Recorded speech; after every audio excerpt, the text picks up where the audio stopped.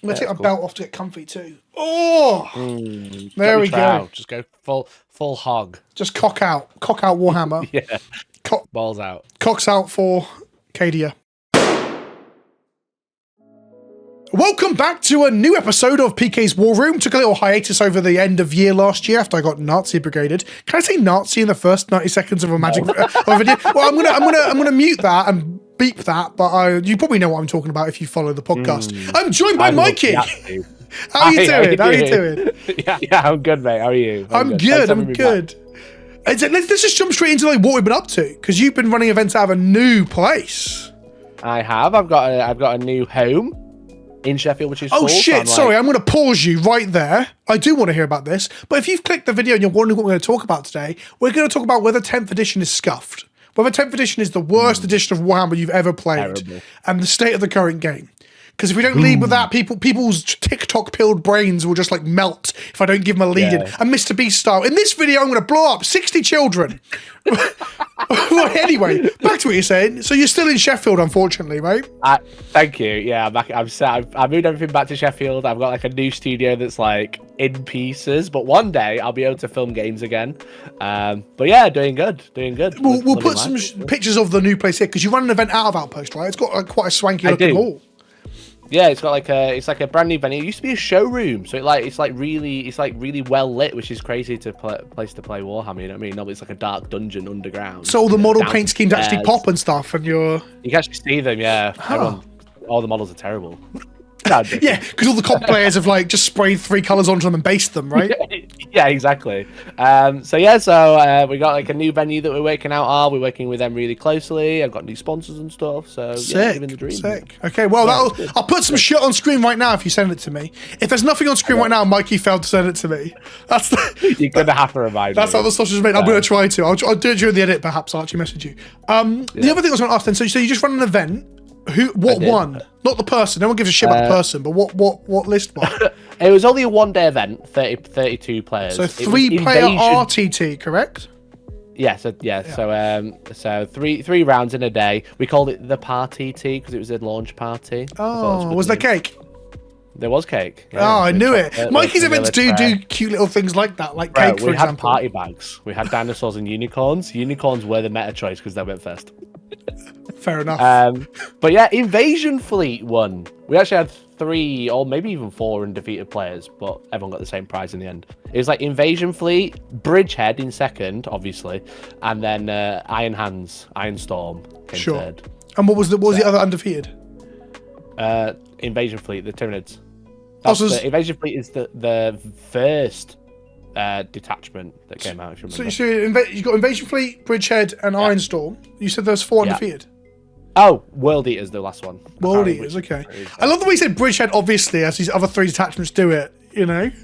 I mean, Invasion Fleet don't win many events. No, that is true, but that might be just because 200 players are bad.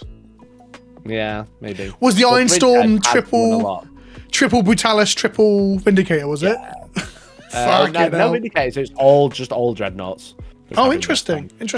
Yeah, so triple ballistas. Yeah, I think I had a couple of Redemptors and a couple of Lancers. So arguably suboptimal, and it still smashed. And then Bridgehead, how many Scion squads was it? As many as you could say. I think it was 60. 16 squads? 60. The max amount of Scions you can take. 60 men. So like, you can take 6 10-mans, and then you take 3 5-man commands, right? So you get like 75 Scions. I'm not playing that many. I like tanks too much. Yeah. But yeah, it was that many. There was a round 2. There were 3 Bridgehead armies all next to each other, and between them they had almost 200 Scions. That's rookie numbers, really. You could play. Well, it's the max you can play of Scions. I'm just saying you can play more infantry if you want to. But I've played like just close to a dozen matches of Bridgehead now, including an RTT, and I actually think the damage output's lower than people think it is. I often will activate. Enough Scions. Yeah, but what I mean is like you activate 2 Scion squads, and people are like, "Oh, I'm just gonna pick it up." I'm like, I wouldn't if I were you, and they like, end up with like 2 Gravis Marines left or whatever, and they're like, "Oh, okay." I'm like, "Yeah, exactly." I think you're overestimating what these Scions are gonna do. Obviously matchup dependent, but there was one player, a demon player, who played Bridgehead round 2 and got tabled in turn 2. And then there was. What, did he just run his demons out into the middle of the board as well? No, because I think he just countered. He managed to charge some stuff because we were using the new FAQ with the 6-inch strat deep strike. Yeah, 6-inch the allows one you that to the one charge. that what Goonhammer I think needs to be walked back immediately because it's too powerful. Yeah. I'm like, give demons a be break. fair, Come to on. be fair, they said it needs to walk back if they're using the 3-inch deep strike. I think that's what they meant. No, because no one's using 3-inch deep strike. That's just not a thing anymore. Yeah, only if you're using the balanced dates like that. For the shade I'm throwing, by the way, and also I really do like Goonhammer, and I had a not an argument, but a disagreement with someone at an event recently where I said something about what Goonhammer had written, a different thing. Right. And they're like, "Well, I wouldn't listen to that," and I was like, "Well, I would. I think they're pretty knowledgeable myself." But if you don't know what we're talking about, in the Chaos Demon update, so they've been patched now that they can drop outside of 6 and still charge because it's a patched version of drop outside of 3 and cannot charge. So because now everything in the game is outside of 6, they've thrown demons a bone. And the reason that I laugh when people are like, well, that seems too good, is that, well, fucking, what's the dude in Grey Knights that's charging outside 3? I don't think you can try. There's does he get plus 3 to his charge? Yeah. So he drops outside 6 and then gets plus 3 to charge. So it's basically a 3-inch. It's nonsense, right? And then also demons were already doing this out of the shadow of any of their either holding off the board or having a greater demon of the correct allegiance, right? So this is not that new. It just gives them a little boost of being able to do it without a greater demon nearby. So I'm like, okay, fair enough. Demons, they're not exactly dominating events right now or anything apart from maybe the Slanesh one. It's good. It's very strong. Yeah, the Slanesh one's the exclusive Legion of Excess, or what it's called. That is a really good detachment. But yeah, I think it's because it's written down and they've seen it get deleted. They've seen and the you cannot charge get deleted. Everyone loses the shit. Really you could do it. It's just now you can do it really well because you can obviously drop like something like Scarbrand and then drop everybody around him. Yeah, and also I guess it does look like they're like patching back in. There are people who are being obnoxious and claiming that the greater demons had their shadow when they were off the board. So again, to explain, greater demons give you a 6-inch outside 6-inch deep strike. So you're like, well, Scarbrand's in his shadow, so I can just drop him on his own outside 6. And I've never played it that way, and no events that I've been to have really played it that way. It's that you drop Scarbrand outside 9 or any greater demon, for example, and then you can drop your other stuff within 6 of him outside of 6 of the enemy. Hope that makes sense to people who are watching, because I'm not going to put visual diagrams on the screen. Fuck that. It's very confusing, but essentially they can deep strike in the shadow closer than normal, but the shadow is also an aura from the greater demons. Yes, but I don't think auras work until you're on the board. That's like it doesn't. Funny one. Early demons, because Be'lakor, doesn't he have a rule that literally says he is always within range of the shadow? So then he technically could deep strike closer. I'm not sure. Very early 10th. Yeah, he might have a rule that I haven't played Be'lakor in ages. I think he's bad, but I think he might just have an aura of all demons within 6 of him are always in the shadow. So again, it's another argument that he's always in the shadow. Then, like, but auras aren't active when you're off the board. Yeah, but they did have to clarify it because technically, then you measure range. You're always in range. It was a weird one. You've got to clarify everything though, because people will take the piss. That's true. Now, competitive players. I was considering attaching a War Boss on Squigosaur to my commandos, which is at the moment still legal and they haven't patched it. Let's fucking go. Just infiltrate. But part of me wonders if that's intentional because it's not very good. Like you might get a turn 1 charge, but fixed it. Yeah. Fixed it either. So again, for people who don't know what the fuck we're talking about, you can in the new Orc detachment, you can attach a War Boss to Commando Squad. Tactical Brigade? Yes, that's it. The guard, the Orc guard. Yeah. You can attach a War Boss to a Commando Squad with an enhancement, but it says War Boss model. It doesn't say War Boss. The other way around. Of anything. It just says War Boss. Yeah, which of course every War Boss in the entire thing has that keyword. You can't put it on Gaz because Gaz can't take enhancements, but you can put it on Beast Boss and Squigosaur, a Death Killer Wartrike. So you got this. The Death Killer Wartrike infiltrating is hilarious. I think it's really funny that they're stealthily going in, right? 10 men sneaking, and there's this guy on this like. Do you think they're all awesome. Do you think all the 10 commandos are all making bike noises so they all blend in so they don't know where the Death Killer is? Yeah, absolutely. I think that's how the enhancement works. But like, it's not even that good. But I think people hear that like a turn 1 charge from a Squigosaur. It's like, yeah, it'll pick up some infantry that's like screening a vehicle, and then you just die to guns, right? It's just a distraction, but it's funny. It's very funny. You'd have like 15 points or something. It's like if you play Tactical Brigade and you've got that, if you've got one of those characters, it's just worth taking. Yeah, absolutely. So but I haven't seen anyone at an event run it that way yet. I've only seen War Bosses attached to commandos. Yeah. Like little men, infantry, sorry, to be clear. Yeah. Our tangent was, you said a Tyranid player got tabled, and I was like, what do they do? Just run out and stand on the midfield objective? A demon player, yeah. So now he just like what happened was, because he played, what happened was he got tabled in like two or three turns from the Scions. He played the guy who came second round 2, and then round 3 he ran into another bridgehead and then got tabled just as quick. The damage output is high. I'm not saying it isn't high. I'm just saying it's not as high as people maybe think. Because like 2 plasmas and 2 melter guns in an infantryman unit isn't the same as like, well, I guess, because in 9th things would just murder you, right? Like that's probably what I'm comparing it to. It's more killy than most armies in this edition, I guess. Yeah, it's definitely. I personally think, now don't settle down, Vince. I'm going to talk about Bridgehead negatively. I think Bridgehead is too strong. Yeah, it's going to get patched. It's going to get nerfed. Yeah, I called it as soon as I saw it. But then when the codex is officially out, when people can actually use it, because obviously the nice thing now, we've got the points on the FAQ now, which is cool. So we already know that Bridgehead is going to be fucking horrific when it's officially legal. So give some context to people who don't know about how the codex drop for Guard is working right now. So basically, Games Workshop love to do FOMO boxes. They do the big box sets with the army set, which I painted, and it's funny because it's the Krieg box is called an army set, but it is less than 400 points. People should watch the video, by the way. I think that was a good video. Thank you. Your painting video is good.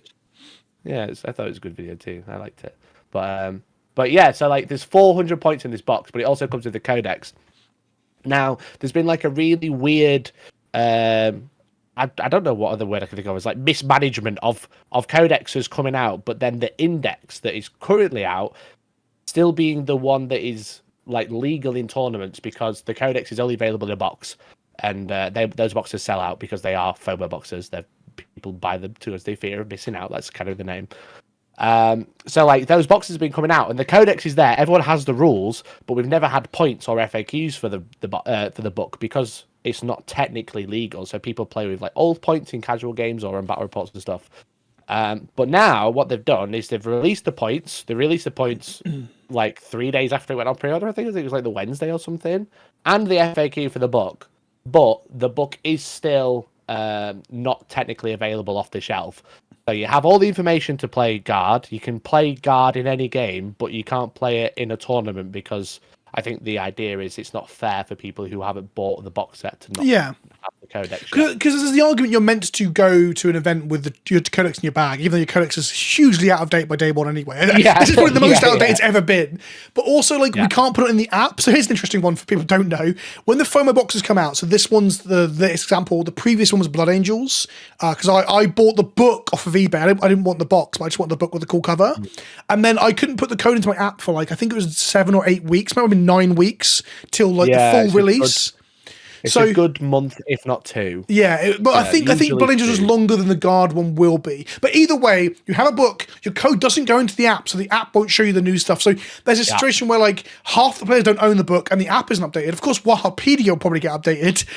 Like all the pirated stuff will. So there's this period where until the book is on general sale, it is not legal. And I think that's the best solution from tournament organizers, because then people aren't clambering to like people aren't using like cloudy PDFs or borrowing a book off a mate who's also using it. Facebook or whatever. Yeah, exactly.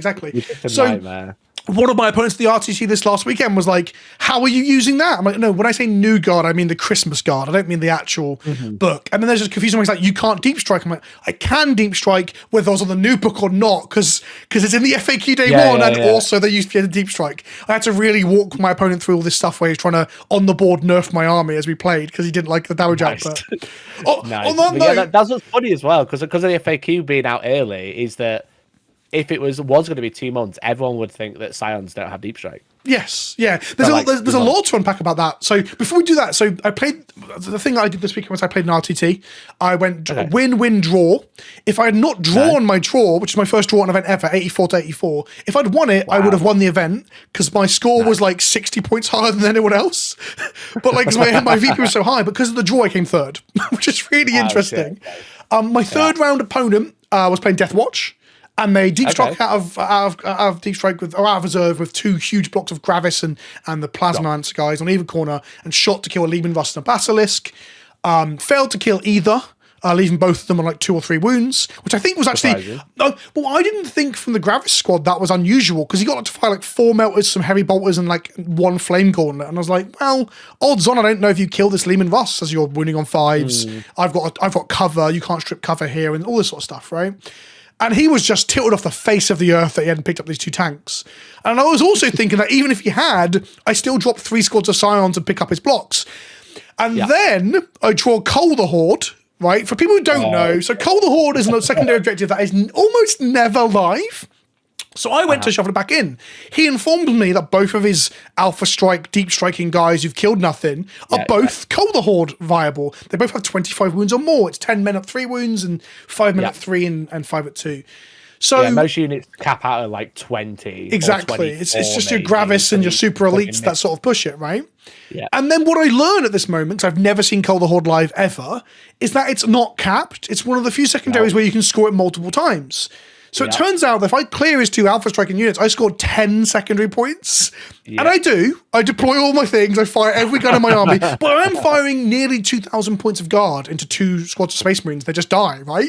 So it's not it's not that unusual of damage output. And he's horizontal. At one point, and he knows this because we talked about it after he said he was being an arsehole. I went to activate my Catachan and he went to pick up 10 vets. It's like, no. The men with no t-shirts on are not Scions. It's very clear they're Catachan. I'm going to kill 1 Marine on a good day. And lo and behold, I did like 1 or 2 wounds. And I had to tell him, like, you can concede if you want to, but I would relax if I were you. Because the other point was, like, once my Scions are deployed, he picked them all up. Like, I lost all my Scions. But my logic was, if I kill these 2 blocks of men, that I can probably still outscore him and so on. And it kind of worked. Because Scions are made of toilet paper. I think this Gravis squad is like 300 points nearly, so it's a good 600 points of his army. Yeah, I scored 10 primary, cleared like 600 plus points, maybe 700 points of like Marines. So like I've done... Yeah, exactly. I think 1 character was left on like 1 wound or whatever. I didn't quite kill the character, which I was like, damn. And then that guy tied a tank up for the entire game. But the point is like, and then all my Scions died, so it's like a trading thing. So the point is that Bridgehead's damage output is high, but they are literally made out of tissue. Like, you've got to, if you can get them to drop their Scions in positions where you can clear them up the next turn with anything, you're probably in a reasonable spot. So anyway, interesting microcosm of the current game. Bridgehead versus Deathwatch. My opponent getting salty because his Deathwatch didn't auto-kill whatever it looked at. I did kill what I looked at, but I shot everything. Like Basilisks, Ordnance Batteries, 2 Lehman Russes, a Rogel Dawn, 4 squads of Scions. Like, I'm like, I should pick up 2 squads of fucking Marines, right? Oh yeah, definitely. If you're shooting your entire army to just over a quarter of an army, you should kill it. I'm actually annoyed that I didn't kill the character. I was like, I think I'm slightly under odds here. Fucking hell. You were horizontal. Like, fuck me. Well, how could this army not kill everything in 1 turn? yeah, exactly. I think Deathwatch are insanely strong, but their issue is they don't have a lot of assets to play with. If they lose a couple, they like fall over really quickly. Let's segue then into LVO just happened, and you weren't there. Why weren't you at LVO? Because it's really expensive. It is. I'm generally thinking of going next year. I want to go this year, but like I went to Vegas for Magic last year for a work thing, so I couldn't justify a second one. I was in Japan like 2 months ago, so I was like, I'm not going to Vegas this year. But I did go. I went in 2020. When you went, did your army survive the flight? Yeah, but I took Marines, so it's fine. Sure. I took Marines and Whirlwinds and Thunderfire Cannons. It was great. This was before I was Warhammer was about a twinkle in my eye because I got into it at the beginning of COVID. I think it was 8th edition. I went. Yeah, it was 8th edition. I went. Yeah, so I came in at the end of 8th, and I remember Thunderfire Cannons were good, and I didn't buy any. And then, do they even exist anymore? Nah, they're legends now. That was the first. That was immediately coming to the game. I was like, that taught me of like trying to buy the good stuff. Especially as the books are coming out, is a bad idea.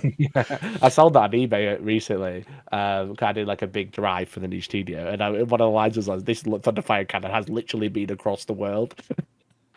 But yeah, I went 5-1. I did great. I only lost 1 game to Alex Harrison on with his silly untargetable possessed at the time. Okay, but was he playing legitimately? He was playing legitimately. Yeah, good on him. Good on him. He's reformed.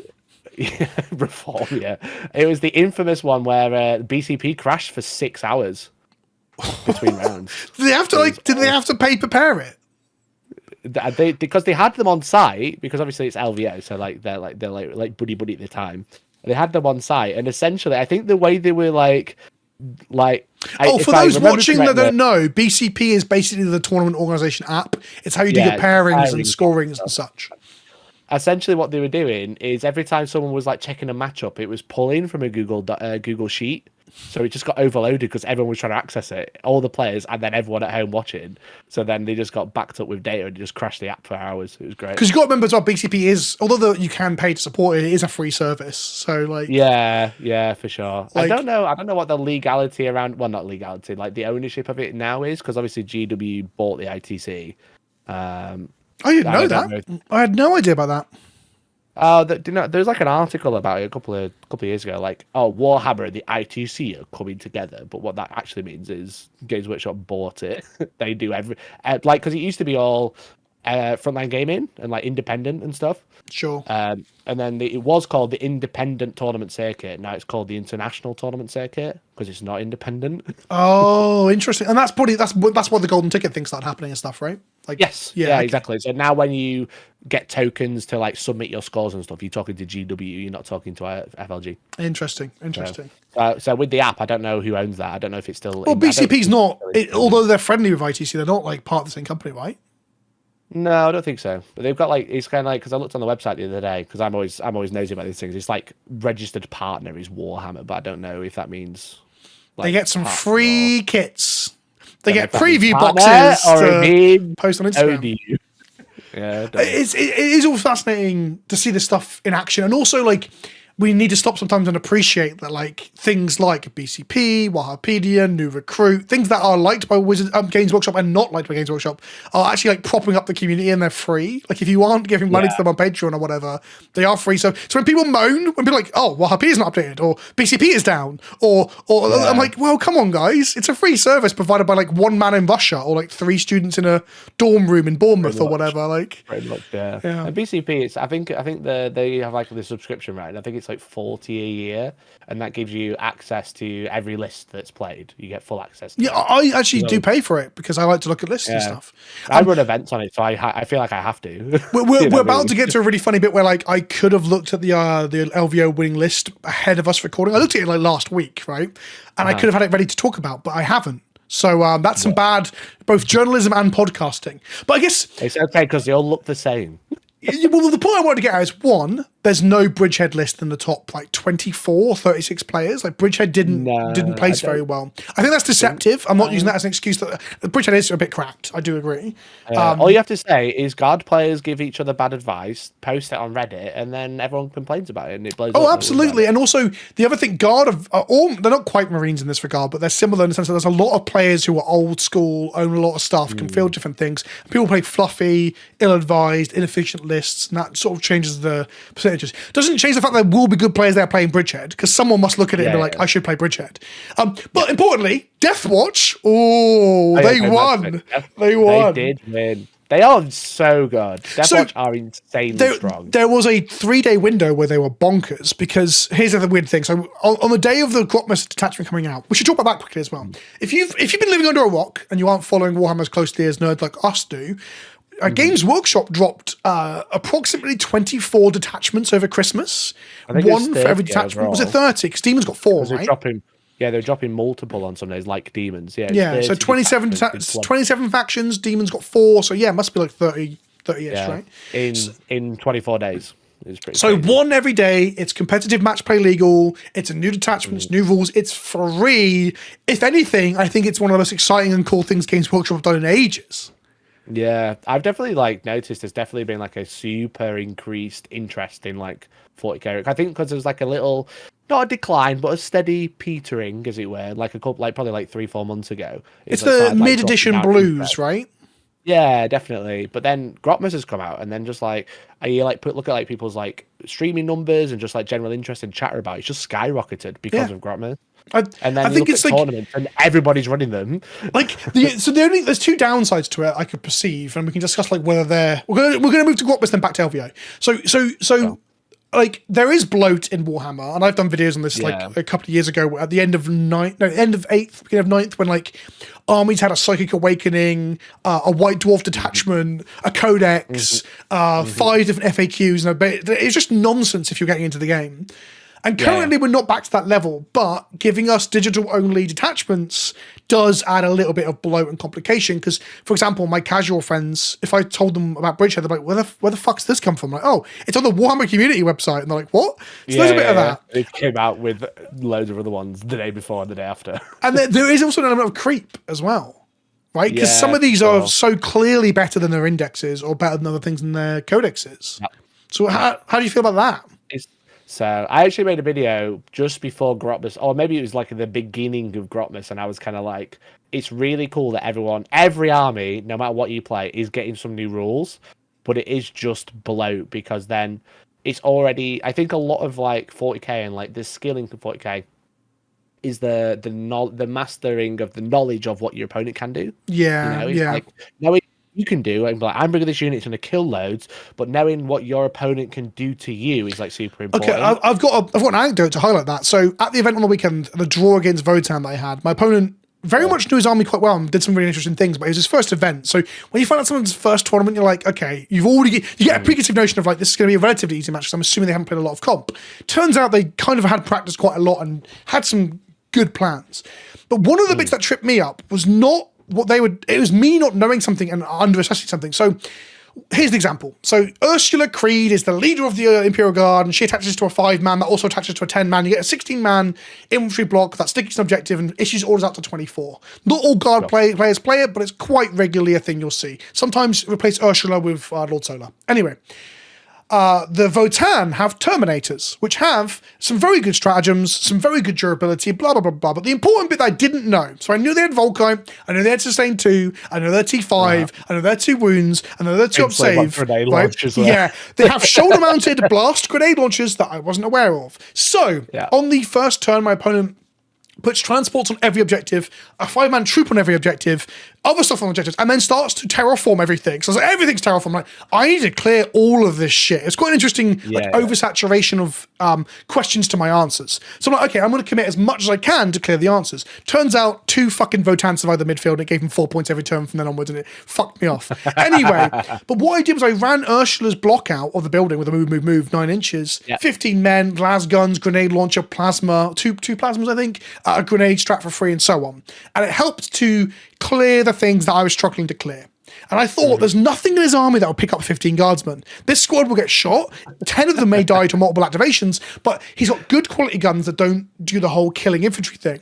Drops his block, announces he's firing 10 D6 plus blast grenade launchers, which end up being, I think it was like, so it's 10 D6 plus, it's 15 man, so it's plus 3 shots per one. So it's 30 shots plus 10 D6. It ended up being like 64 shots, killed everything. Out of a possible 90. Yeah, and I got lucky. Ursula survived on like 2 wounds, and I got out of that lightly. But it's an example of where the skill issue there was that I didn't ask enough questions. He didn't volunteer it, and that's fine. Like I wasn't angry at him for that. If I'd known about the grenade thing, I probably wouldn't have committed that 50-man block just out like that. And that's part of Warhammer, right? It's trying to understand and know. Do you have blast? Do you have flamers? Which are Overwatch out? And you have to ask questions, but there's only so many questions you can ask. No, exactly. So like that's like a unit issue because you don't know the unit. But imagine you know all the units, but then it's got a new detachment you've never seen before. Yeah. With like stratagem coming out of their ass. Like drop outside like, 6, pick up, put down with Bridgehead. Yeah, exactly. So like that. I think whilst Grotmas is, I think a lot of people, because I put a video out and it kind of got like not like a mixed reception, but there was definitely like a large majority in the comments that were kind of like, the thing is though, it's free. Yeah. And I think that's really good. Obviously, there's all these rules extra. We've complained about the past, like Psychic Awakening, but with Psychic Awakening, you need to own like 5 books to have every rule.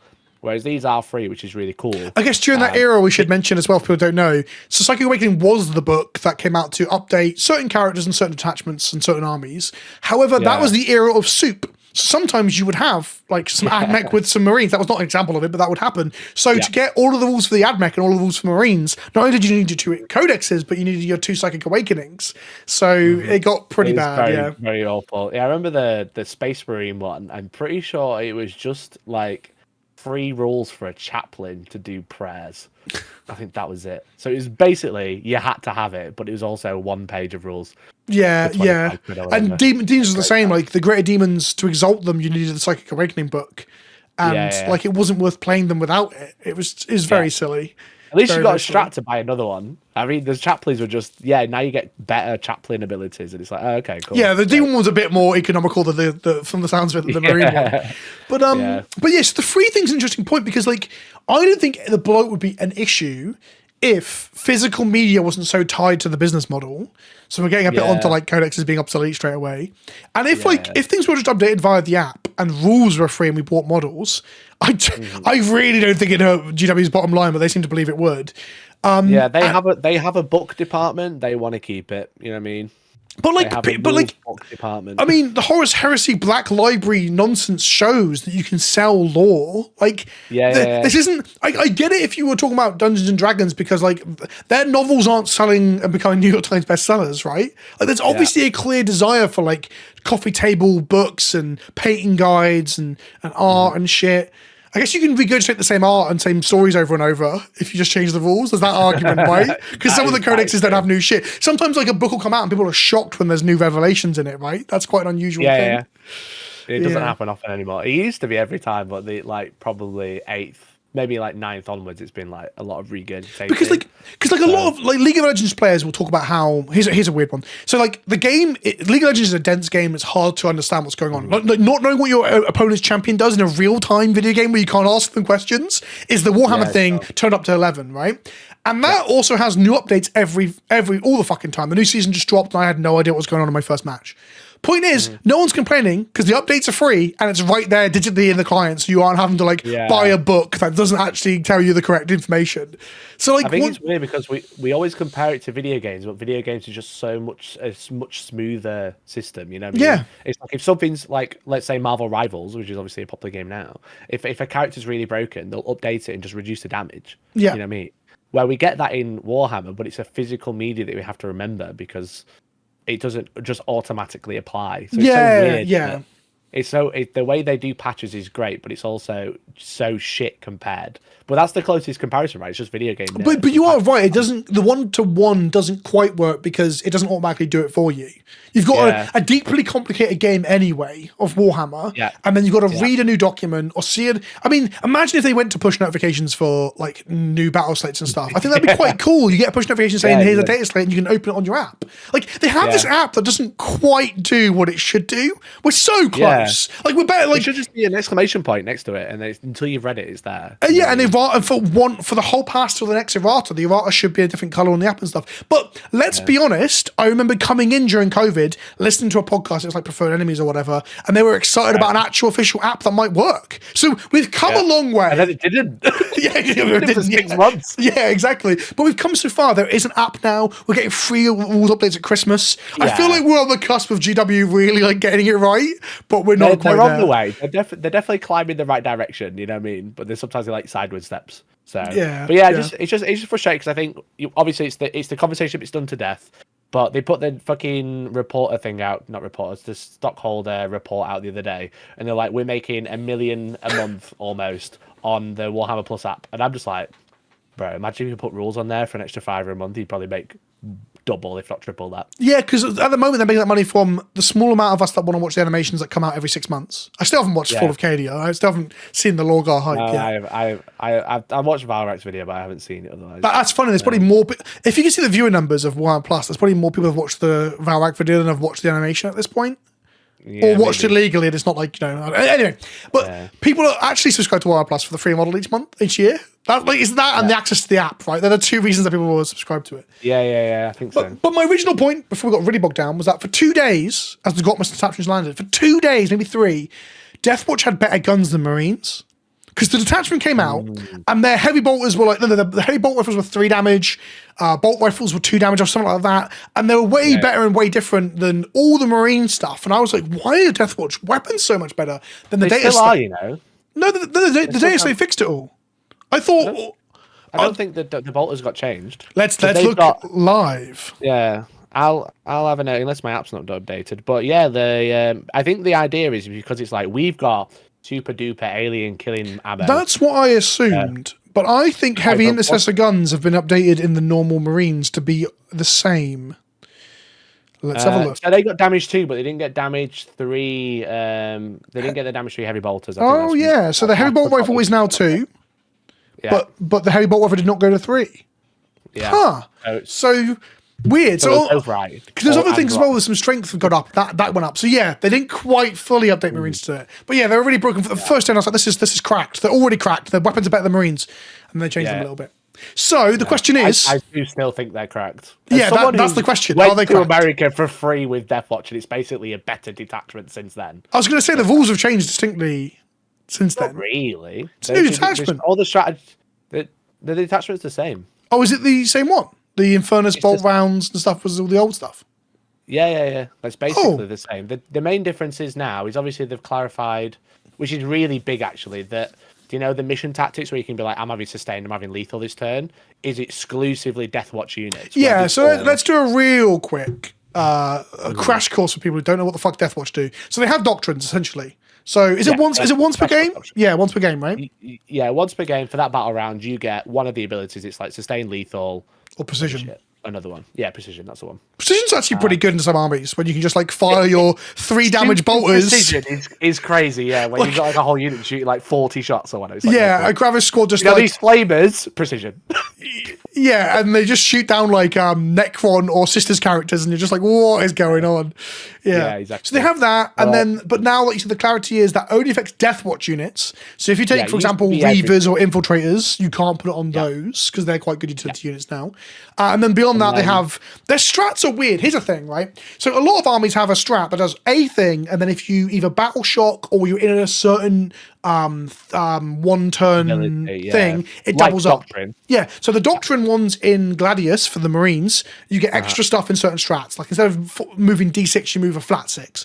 And with Blood Angels, you can fall to the Red Thirst to get both sides of the stratagem by battle shocking yourself, like automatically. Deathwatch just get 2 things per strat: extra range and AP, assault and something else. And I'm just like, every time I play a Deathwatch player, they tell me that. I'm like, are you sure it's not in a certain doctrine? Are you sure? And they're like, nah, it's both, mate. Just both, yeah. So the thing is with it is the stratagems before, they got nerfed, because I played it right at the start of 10th when it was essentially this, but you had the entire Space Marine index to play with. Do you not know? Is there a caveat that you can't play certain Marine stuff? So no, what they did is they nerfed it. They nerfed. There's the strat where you get basically anti-monster, anti-infantry 2, anti-monster 5, right? And then everyone was like, Stern Guard have dev wounds, awesome. And then they said, no dev wounds. It doesn't work on dev wounds. And that was like before the game came out, basically. But then what they did is after I won that event, and then they put like the first real balance patch out, they made it so all the Deathwatch stratagems only affected Deathwatch weapons, and they had to be exclusively Deathwatch bolt weapons as well. So there's a strat that extends your range 6 inches, which was really good for deep striking frag cannons, because they are 18-inch D3 shots, rapid fire. Yeah. So obviously the rapid fire is 9 inches, so then you could extend it 3 inches to make it so you could rapid fire 12. And then they like completely gutted all that, because it was just like, it only affects bolt weapons, all these special issue rounds. And then which makes sense. It does make sense. And then they obviously had that, and they were really shit for ages. Then they got rid of them, put them in Imperial Agents, and then they brought them back out and just went, yeah, you can do that again. Like, is it back to that now? Yeah. So it affects all your weapons. Oh, of course it does. That's why the plasma scepters are so good, because you can increase their range as well and stuff. Yeah. Okay. Yeah, exactly. Yeah. So for people who don't know, they got squatted momentarily. Like Deathwatch got removed to only being like stuff in Imperial Agents, which is so funny. And then they brought them back. So I'm glad they brought them back. I'm glad they listened to people that, like, even if there's only 6 players in the world playing it, like, 6 men and a dog, I'm glad it's back in the game. And the dog won LVO. Yeah. So, but the point is, if you look at the stats wise, there's one LVO winner. Then Deathwatch just don't show up at LVO again, like kind of like Guard didn't for like the top 34 slots or 36 slots or whatever. And then also their overall win rate is around 50%. It's like 50.1 or something. So they actually sound slightly above where GW want people to be at. And that's actually quite a good spot. So in the hands of a very good player, they're cracked. But in the hands of the average player, they are not like oppressive, which might be where you want your detachments to be. Yeah, it's kind of like what I said to you earlier when you said you played it. The thing with Deathwatch is all their units are like 10 models, because they want to, because they can't take many. They're like 300 points a time. So they don't have a lot of assets, but all those assets are really good. So if you play them, let's say in inverted commas, correctly, and don't lose them really early on, they do just like punch way higher than they should.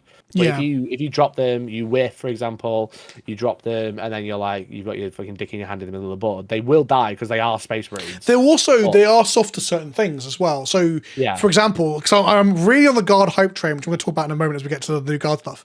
But we're talking about loads of shit today. We haven't even got to his 10th fucked. Spoilers, it's not. Well, Death Watch. Yeah.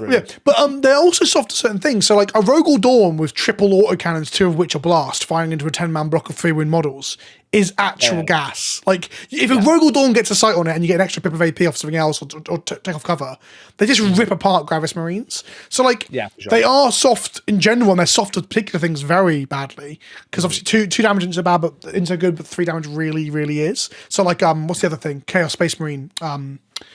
Fucking Plasma Dog. What's it called? Yeah, that's the one. That thing's pretty good at shooting Gravis Marines with triple blast guns that damage 3. It has a great time. So they are soft to some stuff. What I'm saying is the counterplay. It's fine to have an army that's really good, like Bridgehead, like Deathwatch, if there's strong like counterplay options. Infiltrators blocking that 12-inch deep strike, the army being soft, the army being soft to certain things.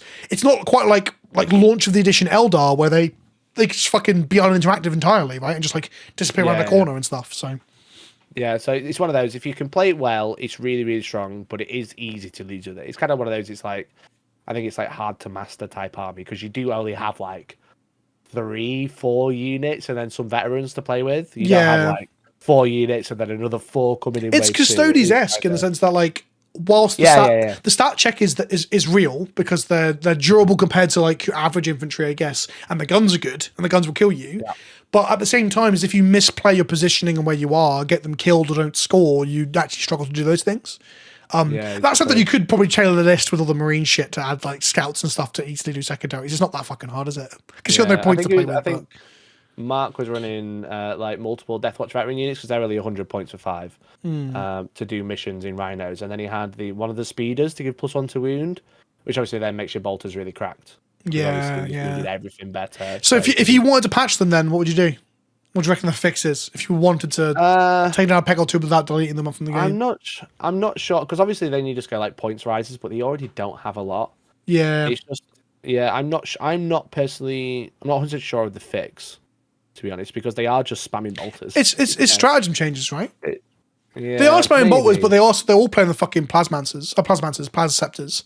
The other thing with them is the fact that when they blow up on board, let's talk about this for a second.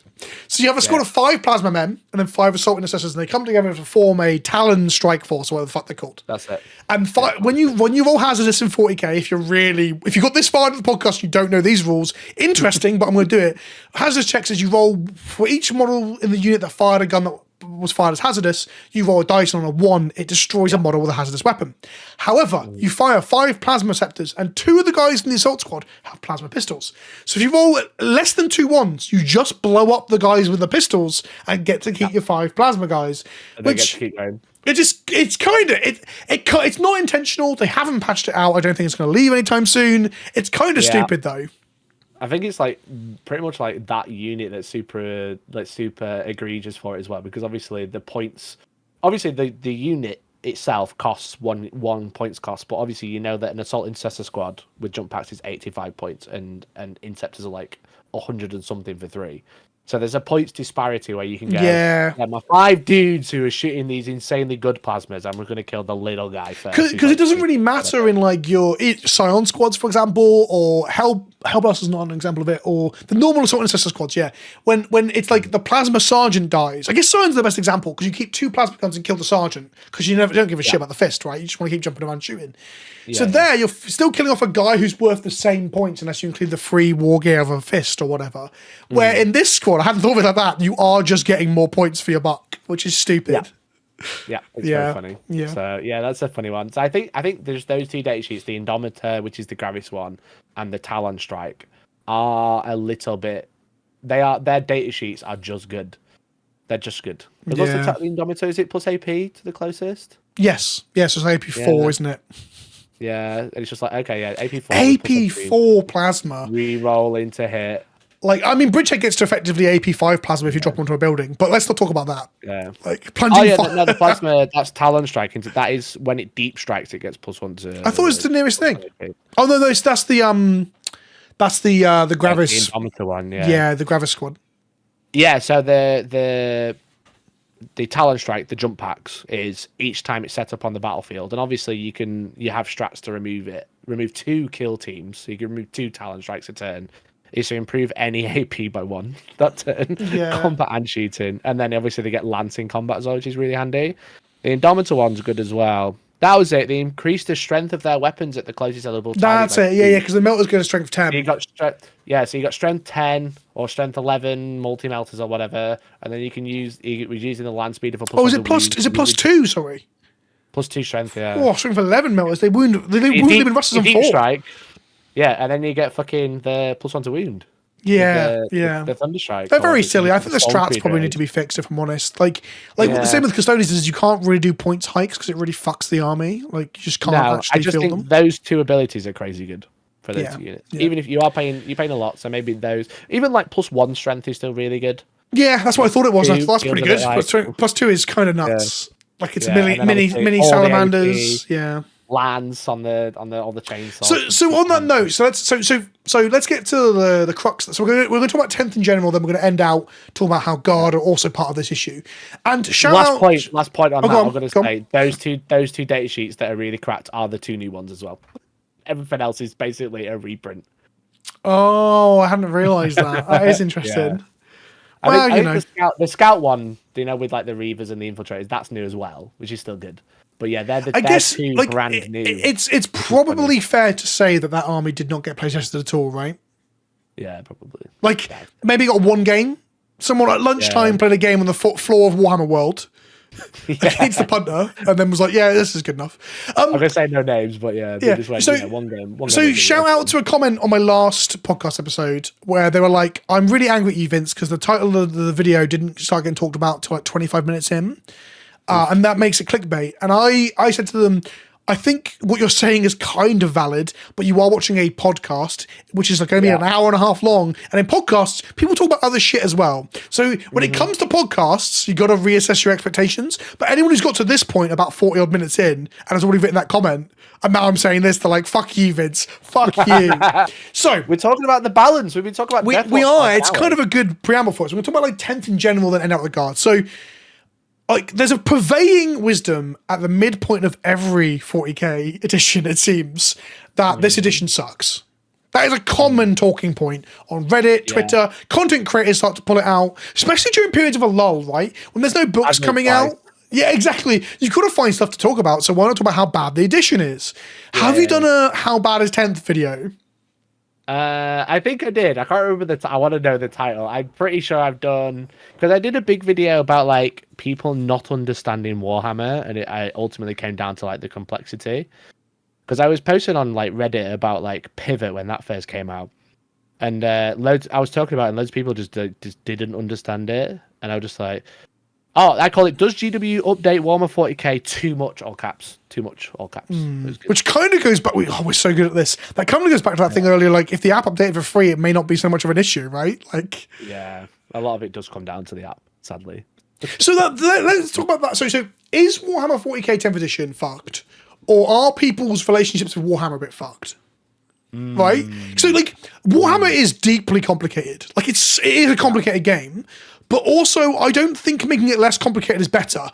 See, as an anecdotal, not even anecdotal, like explicit demonstrable evidence, everyone's pissed off about War Gear this edition. Like, the same people will argue that there's no nuance and there's no flavour and there's no balancing because everyone gets free War Gear. I'm like, but that was a effort to make the game simpler. And ultimately, whilst there are pros and cons to it, I think it has helped. And I think wargaming in general is complicated. Any war game.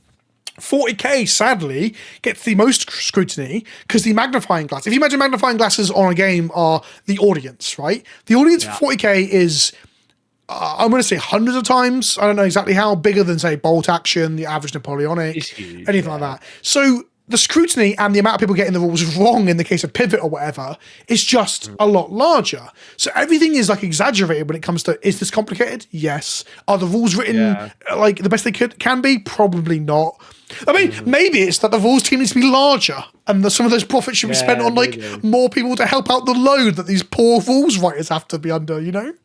Well, the new guy who's leading the 40k team, he used to work at Blizzard, didn't he? He was like a games developer at Yeah, Blizzard. yeah. Is he running the rules team, or is he just running? What's he running? What's his? He's in charge of the 40k rules studio, I believe. Yeah, Or like yeah. that sort of air. He's in charge of that bit. They write what goes in the rules bit. And again, there's quite a lot of negative buzz about a new guy coming from video games, because normally that means like live service models. But in this case, I was like, actually, you know what? We need to be more of a live service in terms of our rules updates. Like that sounds good to me. Definitely. I think, like we said, it's like in a video game. If you get an update, a character's gun is doing too much damage, they just reduce the damage. You don't notice. You just play it, and it just doesn't work quite as well. Well, you sometimes do know it. Have you never played a game? Well, yeah, like, yeah. I'm in top lane, and I'm getting smashed by a matchup that I think is good into like Volibear or Malphite or whatever. And I'm asking my team, hang on, has there been a rework on one of my abilities? What is feeling wrong here? And then what happens is, two of the players say, yes, there has been, and two of the players say, no, there hasn't. And we're in the middle of a real-time video game and no one can check. And then you just get into an argument over who's right about, because again, things change so much. And that sounds very akin to Warhammer, really. Yeah, I think the issue is like Warhammer is a memory game. You know, you've got to remember so much. You've got to like expunge so much information all the time and never remember it again. But then you've also got to remember all this new information, and I think that's like the complexity of Warhammer. It's not actually the rules itself; it's the fact that you just have to keep on top of everything, which is a big problem. And then it's like, how many arguments have you had about charges and how someone's trying to do it like ninth, and you're like, no, there's so many caveats to 10th edition charges like that we need to. There was a good 6 months, I would say, when I had like problems with people not understanding like the transition to the new edition. Like now it doesn't happen so much. I don't think. People still the common one for me is consolidation towards an objective or a unit. People are like, you can't go towards that objective because I've got a unit like 24 inches this way. I'm like, no, it's not. I have to end within range of one of them, and I cannot end within range of the other one. Do you want to hear? Okay, this is a tangent, but I fucking love this. I played a game recently in RTT about a month ago. I won't say where because I don't want people to figure out who it was. The opponent was a bit of a knob, but I charged. I won't even say the faction they're playing. No, I will say the faction they're playing. They're playing Tau. I charged some unit with get wrecked, Tau guy. Yeah, it factors into what I'm about to say. So I got my custodians in, and I began to pick up a load of dice. 25 dice for the unit, like 9 dice or whatever for the blade champion or whatever it was.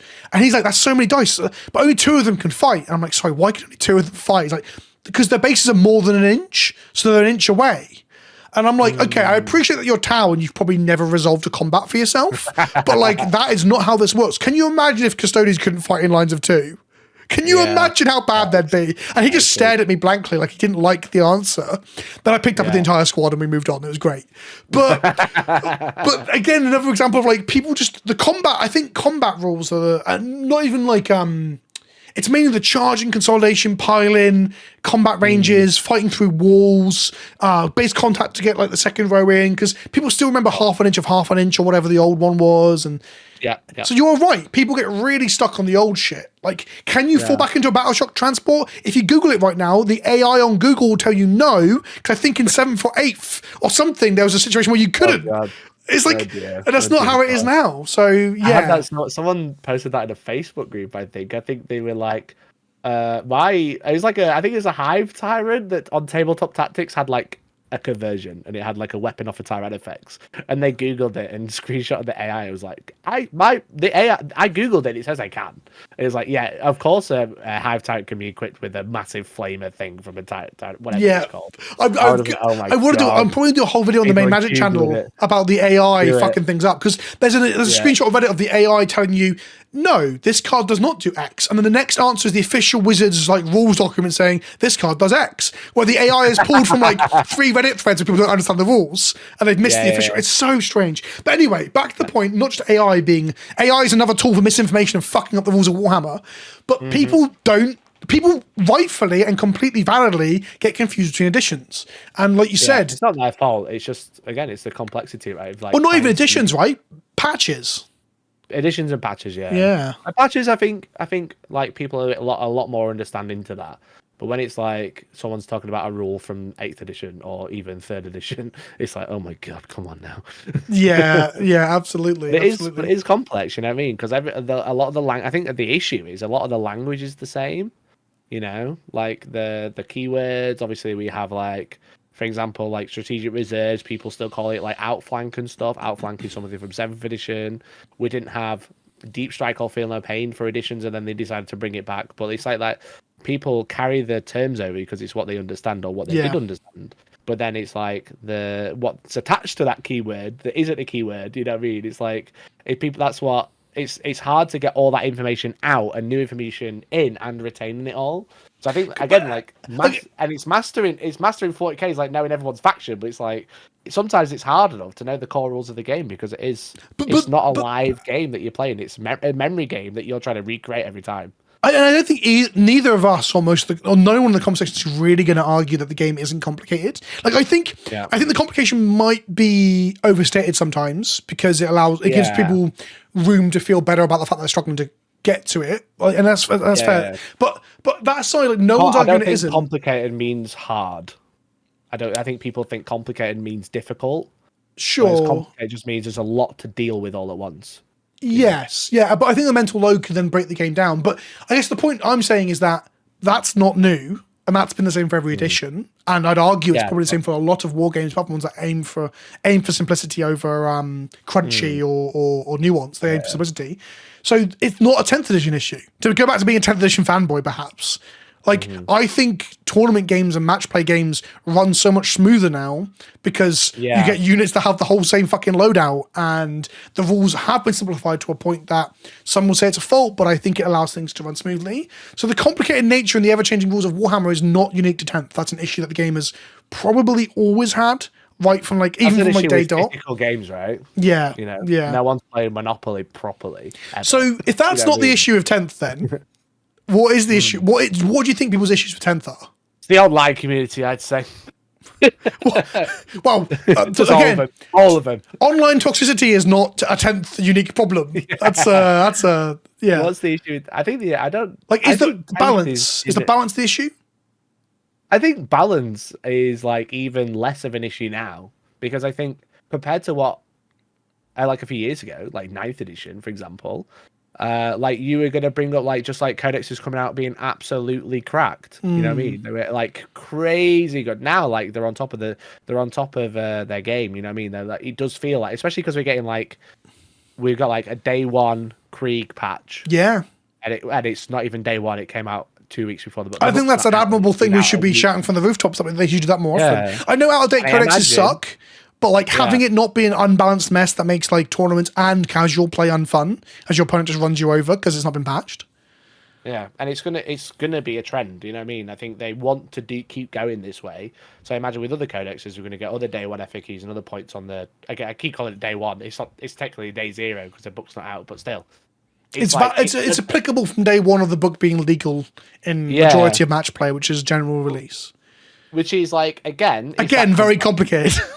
Yeah, but then also you're not having to learn one version of the rule and then 2 weeks later or 2 months later when the actual book comes out, if it's like a FOMO box like we've seen with Guard, you're not having to like relearn the rules because they've changed them all. They're actually changing them before you even have it in hand. You know, people like me who cover the content have it in hand to tell you about before they even publish it. They allowed us to talk about Guard updates. It's only the fringe weirdos that like me who are watching like the day one stuff about the Guard stuff that then I've got to forget the fact that like that guy at the event was like, you don't have deep strike on your scions. I'm like, I do and I will. You're stuck in this weird limbo period of like the first couple of days where you're looking at Reddit leaks and then GW haven't clarified everything. Exactly.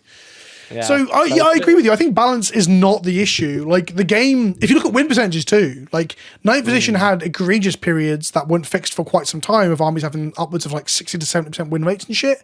Like there was like release Admech, release Drukhari, they were just brutal. Yeah, I think there was a video that I made where Custodies won like 70% of tournaments for like. Release Custodies. We should talk. Yeah, they were cracked too. Like I was told by every possible social media that they were bad, and then I read the book. And I was like, this seems pretty good. I'll take 9 bikes. And then I went to a tournament. I was really sick the night before my second day because I got so drunk, and I still just smashed people. I went 5-1 with a close loss because the book carried me. So again, I'm forgetting Custodies.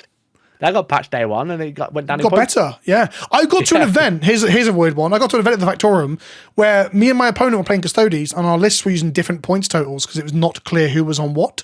Did I have free Misericordias or not? The TO just ordered like your army has Misericordias now. They're free, like you have them. They're not on your data sheets or whatever. But that was funny because we were both like, well, we're not. Neither of us are completely sure either of us have picked the right like thing to go by. It was so stupid. But we don't have. Like, thankfully, it definitely feels like we haven't had anything like that since 10th edition Eldar when they first came out. You know, Index Eldar were fucked.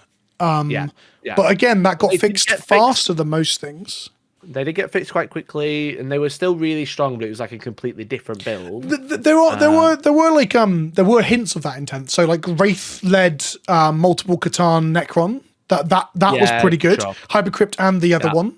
And then also Sisters. It wasn't unbeatable that it felt like with like Custodes. It did kind of feel like sure. If you weren't equipped to deal with a Custodian army, you were fucked. Yeah. Whereas with like, I feel like more. But if you weren't equipped to kill the Wraiths, they were gonna body block half your army across the middle of the board. True. So I'm not saying it wasn't quite as crazy though. Its win rates weren't as high, but I think the win rates were still upwards of 60, right? They were high, and so were Sisters at one point before they absolutely nuked them from orbit. We should talk about that a moment because Sisters were one of the more egregious armies this edition, not as bad as some things were in 9th.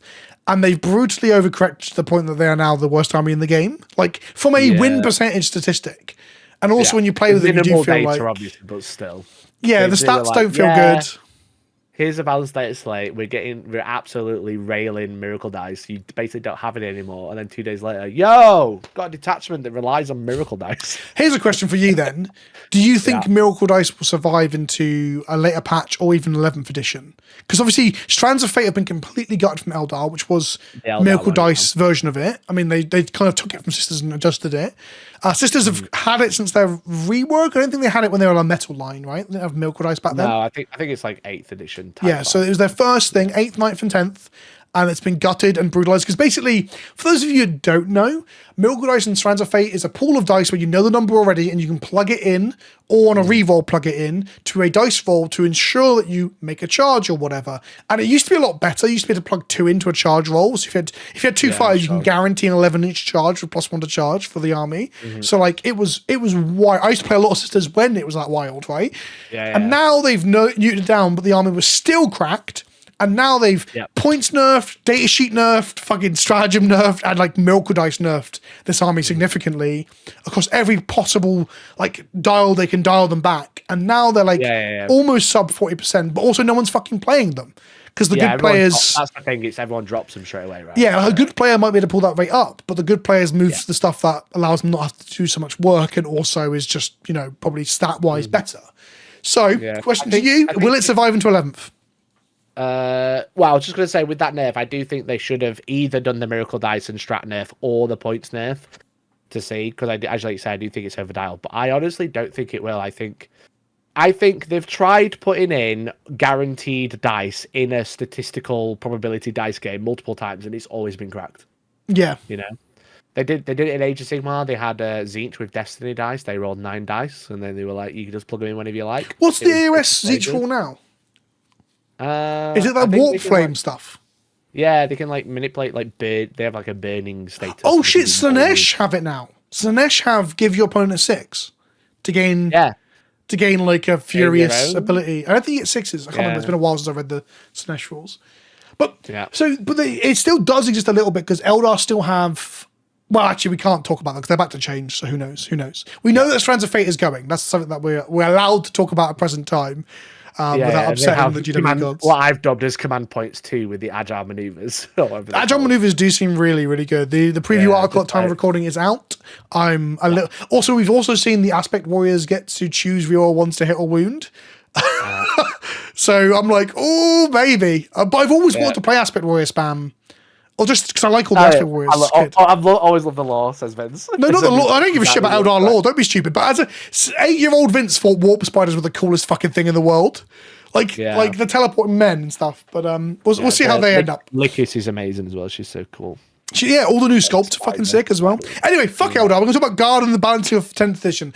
I think 10th edition is more balanced than 9th ever was. I think the complexity creep is still there, but less than it was in 9th and end of 8th. And complexity in general is not a new thing to an edition. So again, why the hell do people keep saying we need to fix 10th? Is it possible that either A, here's my hypothesis, A, players just don't like playing Warhammer, which is absolutely fine and valid, right? Like, or B, maybe the relationship with Warhammer needs to be adjusted slightly. Like, for example, if you are losing a lot of games, that's absolutely fine. That doesn't make the edition bad. Is it potential that people want to find an excuse to rag on it because they keep fucking losing all their matches? Yeah, I think a lot of it does come down to that. I think, yeah. So you're saying it's get good? Is that what you're saying? I am saying skill issue. Yeah, literally. You know, I think, yeah, because you can look at the win rates on, like, whether you look at like Meta Monday or you can look at like Stat Check or something like that, and like you say, they're a lot closer. The disparity is a lot less than it was. They are a lot closer. There's still some problems, I think. You know, as I said, like, I think some armies are going to be finding their footing, especially when Bridgehead has a real codex. That's going to be crazy. I do think that one might. We're about to talk about that. I think it's going to be gross. I'm looking forward to playing at least one event before I get nerfed to the oblivion. But players being bad though. What? Go on. Sorry. Go on. I was going to say, on that note, I think 40k has, personally, you might disagree, I think it has a little bit of an issue of maybe like a cultural zeitgeist or whatever, but like, I think rather than people wanting the game to be balanced, a lot of the time people are waiting for their stuff to be broken. Their turn in the sun. Absolutely. Yeah. Absolutely. I think that's a problem, you know, because I don't think anyone should wish for their army to be broken. So, yeah. That's not, because I think a lot of the people like suddenly doing really well in tournaments isn't down to them becoming better. I think it's a lot of it comes down to their army or the units they bought being really good. Yeah. I've just said it, right? I've just said, like, I'm looking forward to play one event where I'm playing the most You're the problem, Vince. But and I've always liked the lore, but I was actually building Guard going into the new year anyway, right? But I was going to build more tanks, and then the Scion detachment dropped. Like, I guess I built some Scions. But I think you're completely right, because, again, without talking about leaks and shit, because at time of recording, there's just leaks all over the internet about Eldar. But the reaction to it, there are people on the subreddit. Because I was looking at it today, I even responded to a couple of them. Hang on, let me read you. Boy. Right, I'm going to read you one comment and my response. Okay, so I won't going to say what, because again it's leaky stuff. But basically, it looks like one of the data sheets has got worse. Okay, right. And again, out of context, like if you see a data sheet adjustment, let's say someone loses a keyword, a stat gets dropped by one or whatever, a save or whatever. You got to remember that in context, you've got points, you've got detachment abilities, you've got army abilities, you've got stratagems, you've got enhancements. There's so many other factors to judge. Every other data sheet that might affect that one data sheet might change as well. Exactly. So just judging, like seeing a save go from like a 3 to a 4 is a bonkers way of assessing Warhammer. Anyway, so someone's like, why is this been nerfed? Someone says, and this user says, because Xenos got to be the NPCs for Space Marines to kill. Triple exclamation mark. This is on the Eldar. Oh no, one exclamation mark. Eldar subreddit. My response was, it's so funny reading these kinds of responses to any nerfs on this subreddit in particular, because when Eldar consistently have the strongest books on release, which I think is a fair point. And it's just funny to see people get so tilted. And this happened with Custodes. Oh, like I said, I've always played Custodes since the beginning of getting into the game again. And it's just funny to see this. This happened with Sisters. The new book came out and someone on my Discord was adamant they were bad. And then like Bringers of Flame just shit on everyone. It happens every single time. But the thing is, like, so people are waiting for their time to be broken. But the other thing that I wanted to talk about is like, people are waiting for the stuff that they own to be broken, right? A lot of players don't want to do what I did. Oh, I need to tell you about this. Okay, tangent again, boys and girls. Here we go. I had built my 2 Lehman Russes and sprayed them up. I built my Rogal Dawn, because I knew they were going to be, no matter what I build for Guard, they're going to be like the bedrock, the armoured bedrock of the Fist of the Emperor. And then when the Scion thing dropped, I was like, okay, well, I wanted to buy some Solar Auxiliary to make into something anyway. So I bought a box of them and 3 or 4 boxes of Scions and kit bashed 35, 40 Scions or whatever, right? Yeah. And I built and painted all of them, plus 2 ordnance batteries to a tabletop standard, heavy weapons platforms, a Taurox, and there was some other stuff. A Sentinel, built and painted all of it in 2 days. I literally went from having 3 tanks to 2,000 points of guard in like 20 hours of like airbrush on and a bit of brush and stuff time, which is impressive, right? That's impressive. Giving me a run for my money after I did my Krieg one. Yeah, I know. I should have done it as a film as a challenge. I really should have done. I was impressed with myself. I don't want to do it again because it's quite stressful. It's funny. My Cadian Guard squad looked gorgeous. I'll put a picture of my banner guy on screen right now. Probably 20 hours of painting on that squad, right? The rest of the army, about 20 hours. It's so fucking funny. Anyway, what was the point? You're waiting for the shit that you own to be good. Because most dickheads don't want to build and paint 100 men that they never wanted to play with, right? And this is Warhammer's problem, is that when datasheets change and shift, or they point increase something, or they nerf something else, your shit falls out of vogue, and suddenly your army composition doesn't work unless you buy several more squads. You're kind of fucked. So I'm not saying you're bad at the game, although I do think some introspection as to whether you can play better is a good place to start instead of blaming the edition. But sometimes the edition fucks you. Sometimes the patch fucks you. Yeah. A patch, an addition, a new data sheet, you know what I mean? It can like really screw you up. That's kind of like, I always say, I'm always like on my pedestal being like, no matter what, I play Space Marines competitively. And it's because I can't keep up with like carrying multiple armies because even like me doing this full time, you know, like I live and breathe 40k. I can't keep up with like painting models to keep up with like a new army getting good, you know what I mean? Yeah. I can't, it's expensive to like buy for like multiple units for multiple armies. And it's just a lot of effort. To do my meta chase, I had to take a day off work. I had to take a full day off to do like a 9-hour session sort of thing. And your work is talking about magic, you know what I mean? Yeah, a little bit of Warhammer. We're doing it right now. This is work. No, but you know what I mean? It's like you're taking time off from talking about cards or soldiers. Yeah, exactly. And everyone else is trying to do it around their normal real job. Yeah, like a self-employed plumber could. Well, a self-employed plumber could do the same. I mean, mine will shop in videos, so I've got an argument. Yeah, he just when he's like draining a tap, he just fills his water pot and keeps painting. Yeah. Arse crack out under the sink, just painting models inside the cupboard. In my defense of the meta chasing, by the way. Okay. I'm not calling you out, but yeah. No, but I think it sounds very meta chasey, so I just want to talk about it a second. My plan was to play guard at Beachhead anyway, right? And then I was like, well, this RTT is going to be good practice. I really want to get ready for that. So that's why I pushed myself to get ready for the RTT. Instead of playing orcs suboptimally, like I said, I don't own the tank busters. I think we talked about that in this video. Did we talk about that? Yeah. Yeah, did we mention that, or was that before the recording? Basically, I fucking love orcs, but I don't have enough tank busters or flash kits to actually play the tactical thing the optimal way, so I was going to play suboptimal orcs. Instead of that, I decided to play the list for practice for Beachhead. That's my argument. Fuck all of y'all. But as an example, if your army gets nerfed, like let's Scions get fucked. They will. You know? And then Rogal Dawns also skyrocket in points, because obviously they're like 2 really crucial units. Yeah. Your army, you're going to basically pay a new army if you want to continue playing guard. Yeah. You know, which is like, it's just expensive and time consuming. Well, I'll probably just swap back to orcs for a bit. That's why I like living armies. So that's the thing. It's like that's the thing with 40k is it's so much time investment for something to be potentially really good for like one event or a month or whatever, that people are just like waiting for their time in the sun where they don't have to spend loads, they don't have to, you know, spend loads of time getting it ready because they want their army to be broken. Instead of having hobby lag or extra cost, they'd rather the rules just lined up like an eclipse. Like they're all sat there praying at the altar of the data slate, hoping that like, you know, someone's going to come out and they're like these like 10 Wraith Guard on their shelf are suddenly good, or whatever the example may be, right? So I think it's a bit that I think the complaints about 8th that I saw when I first came into the hobby, the complaints about 9th, all through 9th, I had complaints too. I thought the bloat was getting pretty dumb at some points. And the complaints about 10th, I think a lot of them come from a place where I think people aren't verbalizing their real issue.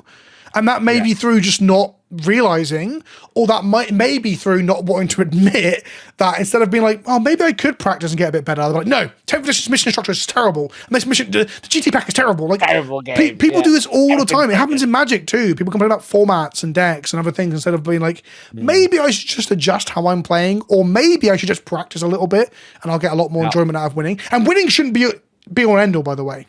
But I guess we are talking about complex. Making friends. It's about making friends at a tournament, Vince. Yeah. So, okay, talking about...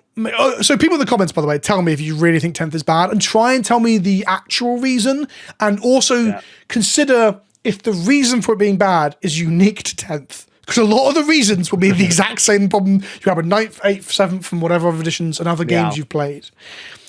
On the topic of making friends, Mikey, let's talk about Guard and how I'm not going to make any friends if I can help it with my army at Beachhead. So Beachhead is pre-new book. So I'm playing the Bridgehead detachment that is here, and I'm playing 4 squads of Scions, 3 command squads, a Rogal Dawn, some Lehman Russes, some a Basilisk for movement. Fucking, I've got a squad of heavy weapon las cannons. Are you aware of what they do? Because no one talks about them. Okay, hear me out. And this is the same in the new book as well. 50 points for 3 las cannons, 2 wounds each. So just 2 guys carrying a las cannon. Okay, 50 points. They move 6. They shoot on 5s. They got heavy, so they stand still on 4s. With an order, they can go to 3s. Okay, if they stand still, which happened in a couple of my games.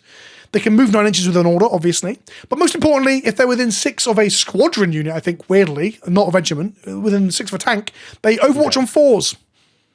Oh, okay. Which is really cool, because then people are like terrified of moving their Rhino in front of this 50-point las cannon unit, which never does any damage. And they reroll ones to hit, do they? With only the best? Yes, that's the important part. Them and the ordnance batteries. Yeah, they reroll ones to hit in the infantry detachment that is Bridgehead.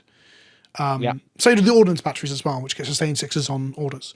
So I'm playing 3 las cannons because they just have a nice little base size. They can 9-inch move to get a pop shot off. They're wildly scary for Overwatch. People are like, do I want my transport to die to this 50-point guard infantry squad? Yeah, you know what I mean, it's sick. It's sick. Crazy good. So the new book is coming. It's going to change Bridgehead. Let's talk about that specifically. So if people don't know, Scions lost Deep Strike for a very small window, which is pre-release. Day 1 patch, they gained Deep Strike back again. You texted me like, "Oh, Scions are losing Deep Strike." I'm like, "Yeah, what a shame." And then Goonhammer like told me it was a Day 1 FAQ, and I was like, "See, Mikey's not even on the bleeding edge of journalism. Goonhammer got him." Yeah, but I obviously knew. I just couldn't tell you. but why could Goonhammer say and you couldn't? That's a weird one. I texted you the day the Goonhammer article came out. Yeah, and I agreed with you. But you didn't text me like 2 days before, and I was like, I've got no idea, mate. No, I'm sure I texted you on the day, and then later that day I was like, oh, Goonhammer said it's a Day 1 FAQ, lol, I think is what I said. Yeah. Oh, well, I had the FAQ as well. Yeah, so you should find out why Goonhammer could say it and you couldn't. Oh, spicy. No, I think you're misremembering the time. I think Goonhammer overstepped, and this is the next hobby drama video. Oh, is it? Goonhammer linked to the FAQ. Anyway, the important bit is, they get these straight back, but this is the important bit, the really important bit. Currently, Scions reroll hits. Okay? Onto an objective. 1s generally onto an objective. So the 1s is redundant with the detachment, and they have to reroll their 2s. Okay? And at the moment, you can put them to hit on 2s anyway, and you can also give them extra shots. There's loads of crazy shit you can do with Scions. In the codex, they're moving the rerolls of the hits to the wounds. They now reroll wound rolls of 1 or all wounds onto an objective, and the hits is being swapped over to the Torx Prime that used to give them the wounds. No one wants the really primes because they now suck. You don't want to reroll the hits. You play normal Torxes because you can drive fucking 20 inches or whatever and jump out and get.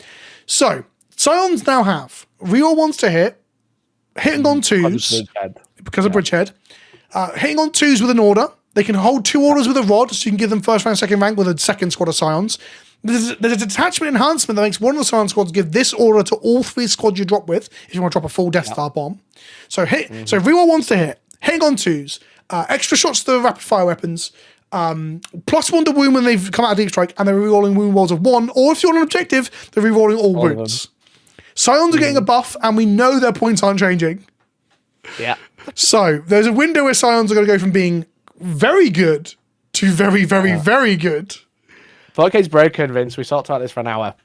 Was broken? Sorry, 40k. 40k. Yeah. So they're going to get nerfed, right? They're going to get nerfed. I fucking hope so. I hope so. It's crazy good. It's so stupidly good. Like let's have just. These are T1. These are T3 1 wound models with a 4-up save, Mikey. The Deep Strike kill everything, and then if they're not dead, they disappear again. Yes. You know what I mean? But they die to everything. Like, you can literally fire Reavers at them.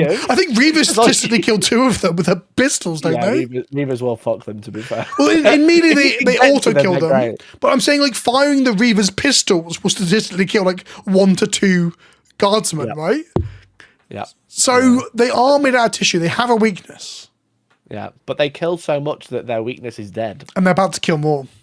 Yeah, exactly. Like I said to you, there was a fucking table of 3 people, 180 scions between them, and that's before the update. The good thing about mine being kit bashed out of solo auxiliary is like once they get nerfed, I can play them as Cascrin. That's true. Yeah, just play them as anything you like. And Yeah, then if you get really done by, you could go back to 30k and complain there. No, I just play them as normal guardsmen. Yeah, fair. Which one? Which flavor? Probably Krieg looked pretty hot too in the new codex as well. Krieg, those infiltrating flamers look crazy. Well, there's 3 things, right? So you got the flamers infiltrate. I don't think they do they? Oh, you can strat reserve the Krieg flamers. Let's talk about the Krieg flamers. Tell people at home the stat line for the Krieg flamers gun. I'm gonna have to remember it. I can't quite. I'll try and correct you if I damage. It's 18-inch 2 damage. And it's strength 6 or 5, something like that. Yeah. Shall I just get the book? AP2. Yeah, he's going to get the book. I'll get the book so I can do it properly because it is good. There it is. So like whilst Mikey's getting to the page, so I will say is that one of the points of this, I guess, is that like when they do nerf scions, like Imperial Guard will still be really good because there's just so many good sheets amongst like the deep codex. But it's that point we said earlier of like, yeah, but you got to pivot to like a load of other shit. I've kit bashed in a smart way where I can pivot to other infantry in a way. But go on, tell us the source. So the strength 5 -1 2 damage, 18-inch D6 auto hits. The thing is with them is what you do is you strat reserve them, park them on the edge of a board in your turn, and shoot your 18-inch flamers because you have to be more than 9. So you have an 18-inch range, which is crazy. And then your opponent is like, oh, I've got to deal with them. So if they move within 18, you overwatch. Yeah. Because it's auto hits. So if they have any of the unit within 18, they can't move. If they do, they get shot by flamers. And then when you do kill the flamers, if you're within 18, are 3+ to shoot back. So you get like 3 activations. They're not at least 75 points or something, if I remember correctly. Something like that. That might be the engineer's price, but yes. Yeah, and then it's just like you get to shoot 3 times and just flame a 3d6 3 times. Yeah, well, and then obviously you got to roll a 3 up with the final duty thing. Yeah, there's a small chance you get the 3rd activation, but getting 2 is still already strong, right? With the flamers and stuff. They don't really benefit. Do they benefit from any of the detachment rules? Like the real ones from Bridger doesn't matter. Like, yeah. I guess you can put them in transports and drop out the transports and the mobilized infantry thing to get loads of stratagem support as well. There's there's loads of options for them, and then the Krieg also got 20-man blocks of Krieg. All 20-man blocks of Guard now, the med kits have been changed. So it used to be that Krieg used to res D3 models, and all the other ones, Katachan, if they have a med kit, I can't remember, and Cadians got 6-up Fiona Pain and Scions. Now, I believe, correct me if I'm wrong here, Mikey, the med kits just res D3 models in the command phase. Can you check the Death Corps medipack is D3. Well, that always was. Yeah. But I don't think... Check the Cadian Command Squad. I'm pretty sure the Cadian Command Squad one's changed too. Oh, Command Squad, that's it. Yeah. So now you have a 25-man block or whatever, and they res D3. Yeah, D3 platoon models excluding characters. Yeah. So Cadians do that, the Krieg do that. I think the Krieg can get a Feel No Pain still, although the Marshal... Either way, still pretty good. And then the other hotness, the real hotness, that's where the real hotness is probably going to get nerfed as well, is Rogal Dawns. Oh, yeah. So, at current time, you can take 3. And Rogal Dawns, people don't know, they're basically like little knights. They are 260, 280 points. I probably could check that. Yeah. And they're T12, like 18 wound, 2-up save, chunks of armor. That's OC5, which is crazy good. OC5, because I got something good on that. I moved it onto the objective, shot a point blank range into these guys. So I've still got OC4 here. I'm like, OC5, baby, nice. Let's go. So OC5, and then they just spit out like so many autocannon shots, and then just happen to have 6 melter shots as well, 2 normal and 4 multi-melter, and a stubber on top. And then the ablative wound. That's the normal one. Now you can play 6. Or more accurately, you're playing 3 commanders, right? Probably, yeah. Yeah. Because, the normal Rogal Dawn has the, like you say, ablative wound because it can flip a save, basically auto pass a save against 1 damage. Yeah. Reduces the damage output of 1 attack to 0 because it does work against death wounds because it reduces the stat to 0. Yeah. And then the Rogal Dawn Commander has reroll a hit, a wound, and a damage roll when resolving attacks. So it's just like all damage. Yeah, because And it can issue orders. Yeah, and then but importantly, it issues 2 orders 12 inches. Because in the current guard book, all the guys issue at 6. The tank commander issues at 12, and it's 1. The tank commander Lehman Ross, the tank commander Rogal Dawns issue 2 orders. So guard are getting a huge glow up. So now you're going to like multiple orders on your tanks. You got Rogal Dawns that issue orders on their own, so you don't even need a Lehman Ross tank commander if it's too expensive. Nope. And then you've got rerolling wounds on your scions. Oh, it's going to be tasty for about a week or two. You know. Yeah, you remember when they said there were less rerolls in 10th? Well, yeah. I mean, if the rumors on the winds about Eldar, it's also a similar thing to the guard book where there's a lot of rerolls. They've basically thrown the no reroll rule out the window, essentially. Yeah, that was like an idea they had that was cute. You know what I mean? I will be sad though, because like I've wanted to build the Rogal Dawns because I like them, but I'm also scared they're going to go up in points too. Yeah, I think I don't know, because Bridgehead is just like the other detachments in the book are good. Bridgehead is cracked with this book. The point of the reason that you really need to fix the Scion points and why they will get nerfed, or they might get data sheet or a strap nerf. But the reason is that if maybe you they'll lose Deep Strike. So funny. But if you're not playing Bridgehead and you're playing the mechanized infantry one, or even the hammer armored one where your tanks auto advance 6, you still take multiple squads of Scions because they're your best deep striking objective guys that also just spit out some plasma and melter fire as well. Yeah, I think they're a good counter to the fact that we have so much terrain in 40k now, because you just put them anywhere you want. Yeah. You know? Deep strike shooting units are crazy good. Like we've seen like with Indomitor, for example, in Deathwatch, like we mentioned. And or just veterans even. So is that a problem with current 10th edition then? Here we go. We've got to one of them. Is there too much up down? Is there too much deep strike? There was like a big thread about uppy downy the other day. Every fucking army has it. It's crazy. Yeah, like obviously being able to remove a unit and then re-arrive on the battlefield later.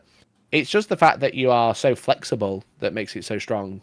But it's like one of those, it's like every army, it feels like every army does have it, but the armies that don't definitely feel it. Absolutely. Like Absolutely. Leagues of Rotan, etc.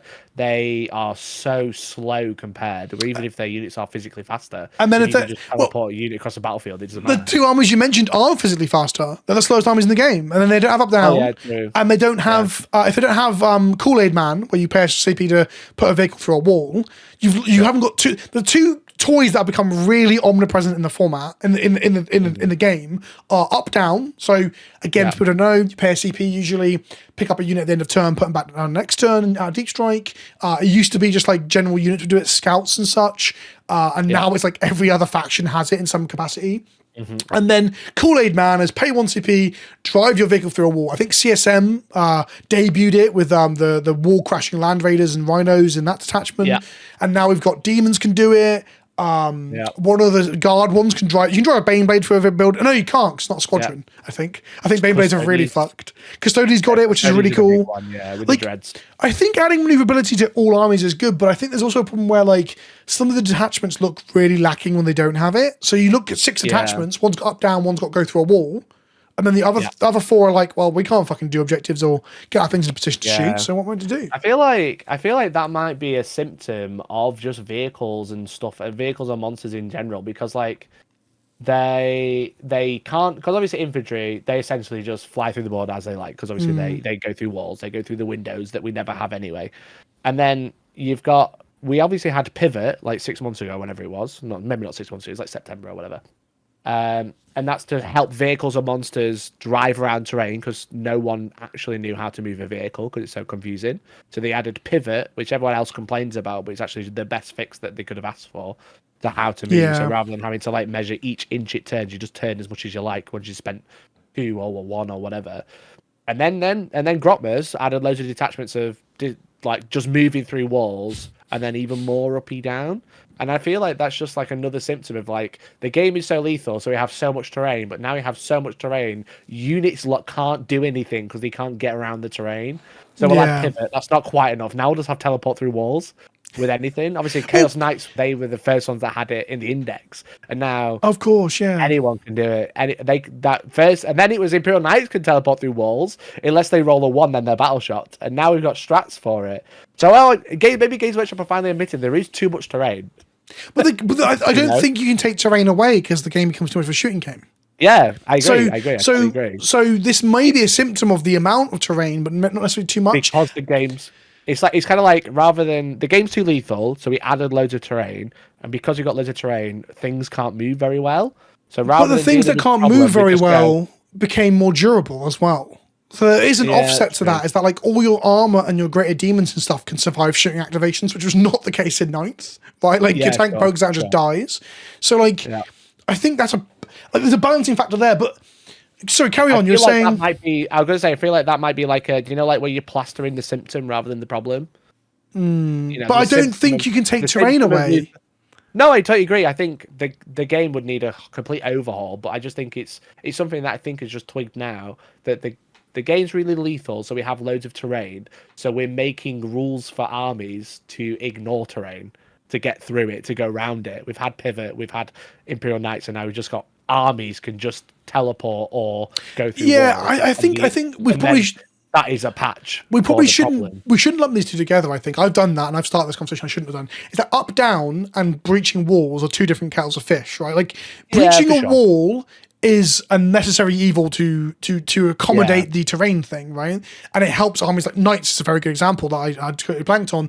They kind of need this tool, otherwise they can't play the game. Yeah, definitely. And it also helps with an issue that I mentioned in a couple of podcasts ago with you, where I thought the game was leaning too much on having a load of shit in the mid-board that infiltrates or pre-game moves, and then some armies just get fucked into their deployment zone and can't play the game. World Eaters and Orcs being the two examples of armies that get fucked by it. Jailed, yeah. So the breaching helps with that because your transports can get through the walls as opposed to just getting body blocked by 5 rattlings or whatever, which is something I like to do in my list as well. Don't get me wrong. But the up-down solves some of those issues too, but also like it sort of unclips a previous plaster that we've got, which is you can go into an L with a vehicle or a unit and not get shot, and that's good. And then like Tower and Guard and shit is like, nah, fuck that, drop down, like just like murder stuff from behind L's. And you're like, what's the point in having terrain then? Like other than stopping my tanks from shooting them. So maybe I think up down is more egregious than bouncing through walls. Yeah, for sure. And Because also it's one of those. Oh, go on. Oh, I'd say the other thing about up down is that it allows certain armies to score easier. And we're getting back to that the old school days of the Necron army showing up and scoring 95 points minimum before you even interact with it, because certain armies up down just do that. Meanwhile, like you said, Death Guard are like, how am I doing fucking containment where you have to scan the board edges unless I've got a Rhino in position, because none of my 5-inch moving guys or 4-inch moving guys are doing it. So it is a bit rough. I think up down is more of a problem than the others, I think. Yeah, I agree. I do agree, because it's one of those, if you have a unit that can utilize it well, like you said, Tau, like we said, Deathwatch, Scions, they can teleport, drop down, delete a unit. Oh yeah, Deathwatch 2. Let's not focus too much on Scions. Let's talk about Deathwatch 2. Scions explicitly. Yeah, but it's like you can drop down, and like you say, well, they die really quickly, but if you can drop in a way that can delete a real big threat and then not get touched, you know what I mean? Because you delete whatever's nearby, then you can just disappear and do it again.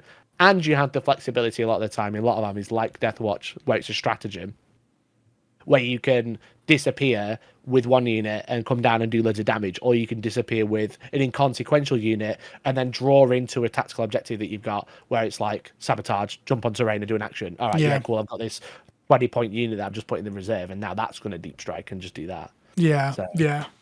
So yeah, it's like obviously like uppy downy is like egregious in terms of damage output. I just thought that was interesting with the terrain question. And for the people at home who are like commenting going, see, this is why 10th is shit. I don't think this makes 10th shit. I think it's a thing that they are leaning towards that may be changing the game. But yeah, the metagame 6 months ago or longer when we did that podcast where I mentioned about the jail strategies becoming more problematic, that this has solved that. It's just created a new issue. So we'll see where we're at in 6 months from there. That's why ever changing games with non-physical media is good. One last thing I do want to talk about, because we didn't talk about it, is the engineers. This is the last point of the podcast, because we didn't talk about them. We talked about this new guard shit and what's exciting. The engineers are pretty exciting, because engineers, for people who don't know, 5-man Krieg unit, 5 wounds, were 35 points in the codex, and now 70 or 75 in the index. 35 points when they showed them on Warhammer Community as well. When they fucking showed them bonkers. Like shit. How did no one in the room go, guys, this is silly? Anyway, doesn't matter. It didn't affect the game. They're now 75 points. 5 men. They pre-game move, so they can start the game with a Chimera or a Taurox and move it 6 inches. When they get out, they can have shotties, or they can have What else do they get? Las guns? You can have a las gun, no, las pistol or trench club, shotguns, and then you have a flamer. Okay, so shit guns on the whole. Anyway, so shit guns on the whole. And maybe plasma pistol. Don't forget the plasma yeah, plasma pistol. But mainly, they free grenade, because they're the grenadiers, they're the old grenadier Forge World unit made into plastic, right? They free grenade, and then they have a once per game little mole mine that does mortal wounds. So basically, your 75-point pre-game moving, first turn do a secondary unit is going to also spit out on average 6 mortal wounds or something. It's just quite a cool, spicy little unit that might make Catachans not really valid in the competitive metagame anymore, because their job is to pre-game move transports and be in the way. So now you can just go slightly more expensive for the bodies, but you get to pre-game move, spit out some mortals and get in the way. Yeah, so Creed really won this book. You know what I mean? I know obviously they got like a bunch of new units. Yeah, the horse character's a bit meh, and the horses are a bit meh. Yeah, but everything else is really good. Yeah. You know what I mean? Like, we should. One more point then. Tell us about the big siege cannon. We can't ignore that. The artillery piece. Yeah, we're talking about the whole box. So engineers. It's so good. Go on. It's so good. Like, you know, because obviously, it's not behind me. Show it. Oh, it's obviously 100. Wait. I'll put a clip from your video on screen right now. I've got it. Here it is. He's got it. He's got it. 130 mil base. Look at the size of it. Isn't it huge. Cool? You know? And that's going to block out the back corner of your deployment, so no fucker can drop within 6. It's also moves through walls because it's infantry. Which means it rerolls 1s in Bridgehead. It does, yeah, that's also true. But yeah, it's funny. Oh, and do you know what the other thing about Bridgehead and so the other thing about Bridgehead Indirect, that and at the moment I'm playing the ordnance batteries, is for 1 CP after that ordnance battery has shot something, you remove cover from it, right? So that means that your scions, who can for a CP go up to AP2 or with exterminate go up to AP3, ignore cover, so they're effectively AP4. If they drop onto an L, let's say the home L, if they've discarded it on sticky or on your home L to get an angle, you can get to AP effectively 5. And on top of all of that, your basilisks are hitting those units that you've now stripped cover from with AP2 damage too. So there's a marine squad just sat on an objective, you strip cover with the thing we're about to talk about, all the bombasts, hit him with a basilisk, so you're killing multiple marines, and then if you just need to fire some incidental las cannons at extra AP ignoring cover, you can. Yeah. Sorry, why does Bridgehead not need an nerve? Infantry indirect is pretty even more. And the other thing as well, if you're thinking about playing Marines, fuck Marines, Guard, mortar squads can do this for cheap as well. You can still strip cover for the 1 CP strat. Anyway, back to our going through walls, rerolling 1s, stripping cover, siege cannon. Yeah. The siege cannon at D6 hits on 5s, but obviously you got orders, etc. Well, you stand still. Is it heavy? Is it heavy? It is heavy, yeah. So it's 5s goes to 4s. If you order it, it's +1 ballistic seal, so it is 3s, but you're firing indirect, so you can't hit on better than a 4. Yeah. So if it gets line of sight, which you can do by walking out the building, you can hit on better, but then you're losing the heavy benefit. Yeah, but then it's strength 12 -3 damage. It's stupid. So what you're actually doing is you're stripping cover with the mortar team or the ordnance battery, then you're firing that and a basilisk and hopefully picking up on average 5 marines. Probably. Like the math might be 4 and a bit, but it's like D6 with blast as well, so if you go to any other squad, it's just laughing. Yeah, so it's averaging 4 shots into a squad of 5 marines. You're like that Death Guard unit that only moves 4 inches, that you got 10 Terminators because you got that cool new Terminator attachment, and it's like, yeah, it's D6 +2, mate. And there's 3 damage, and you can't do it about it. Hang on, what's the special rule? What does it do? The special rule, it forces a battle shock, I think. Okay. Well, to be fair, if you're trying to clear a unit to take them off an objective and you fail to clear it and they battle shock, there's always a chance that you've still done. Oh no, because they re-battle shock on your turn. Okay. Its special rule is actually garbage. They battle shock a unit, make it take a battle shock test. Unless you're infantry, then you're -1 from the battle shock test. So I guess it helps with Overwatch. That's another option for it. You can choose something, turn off battle shock on them. You know what I mean? You're about to charge into it or something. It's borderline awful, Mikey. Let's be fair. It's not great. When you look at the special rules of like las cannon platforms and ordnance batteries and basilisks, and you see that one, you're like, not Overwatch on 4s, is it? No, it's not Overwatch on 4s. It's not reduced movement by 2 either. Oh, that's another thing. Basilisks are getting nerfed, just so people can feel like Guard are getting hit a little bit. Basilisks used to reduce. Yeah, they used to reduce movement by 2, advances roll by 2, and charge roll by 2. They now only reduce the charge roll and the movement by 2, which is more fair because originally when you have a 4-inch moving Death Shroud Terminator, like you mentioned, and they roll an average advance for 3, it's -4. So 7 -4 is 3. So on an average advance, they were only moving 3 inches. Now they get to move a whole 5. Negative if you're all shit. You know what I mean? If you roll a 1 and you move in 2, because you're -1, you'd and then actually you advance move and roll 1. You 1 inch. Yeah. Well, in 8th edition with Lord of Change and Magnus in the soup list, you could reduce people's movement to less than 1 because you could half the movement again in difficult terrain. And then like Mega Knobs and Custodes, Terminators couldn't move. Oh, no, anything with 6 inches of movement couldn't move out of a terrain piece. It's pretty good. It's pretty good. Pretty good. So yeah, I'm excited for Guard. Are you excited for Guard? No. Okay. No, I'm not. Closing thoughts. If Guard are going to be good, which I'm almost certain they will be, and also I think the armoured versions of them might just be good from a datasheet perspective as well, so don't expect it just to be T3 wounds. And let's just assume that Eldar will be some form of cracked for at least a month, because it's Eldar, and they love doing this. Let's just assume. They do love. What is your metagame pick for killing lots of T3 infantry, catching pesky Eldar, dealing with Imperial Guard tanks? Let's say they're the 2 big threats on top tables. What's your metagame pick?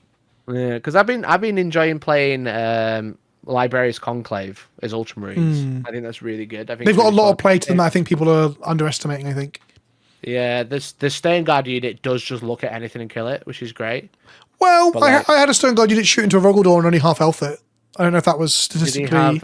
Did he have Oath? Did he have +1 to hit and I think so. Did he have anti-vehicle 5+? I think so. Really? He just rolled shit then. Well, you're not rerolling wounds, are you? With Stern Guard, you are. That's their ability now. Maybe he did. He might have rolled shit. I'd love to know. Someone could do the unit crunch for us. What's the unit crunch on Stern Guard plus Librarian in the with Fusillade? Yeah, with the strat. Yeah, not the strat. Sorry, the enhancement. Yeah, they're just like such a good unit. I don't know what the metagame, because the thing is with like Eldar and Guard is obviously with Guard you have all the tanks, which is obviously one issue. So people are just like, I'm going to take Eradicators, which when Eradicators are bad. I don't think Eradicators on average pick up a Rogaldorn either, right? No. Like, maybe a squad of 6 might on average, maybe. You just relied on other broken shit to do with it, I think. Like I said, like Stone Guard with anti-vehicle, just like laughing their ass off because it was dev wound it to death. I think on average, it can probably, or like on a good day, maybe not on average, but like on a decent day, a Stone Guard unit fully buffed should kill a knight. Okay. With like oath and everything, which is the same.